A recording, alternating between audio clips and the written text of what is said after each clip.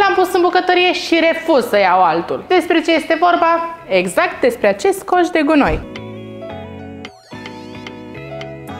Acum că l-am scos din cutie, haideți să vedem ce avem mai exact aici. Avem coșul de gunoi propriu-zis, capacitate de 12 litri. Bun, nu știu dacă v-am zis, dar acest coș de gunoi, ce credeți? Este chiar inteligent. Cum adică inteligent? Păi hai să vă spun. Este dotat cu un senzor infraroșu. Montăm exact această baterie. În cazul în care vă întrebați ce este acest lucru, ei bine, în acest recipient punem saci de gunoi. Ca să nu ne mai chinuim când vine vorba de scosul gunoiul, pur și simplu tragi sacul, îl rup, îl arunci afară la tomberon, s-a terminat povestea. Bineînțeles că i-am pus bateria, ținem apăsat pe butonul de pornire, tot ce trebuie să faci este să dăm cu mâna peste, se deschide, iar mai apoi doar trebuie să-i vorbesc. Aveți o gamă mult mai largă de produse la noi pe site, atomiclean.ro. Și să nu uitați, vă mai spun încă o dată de concursul pe care îl avem în desfășurare.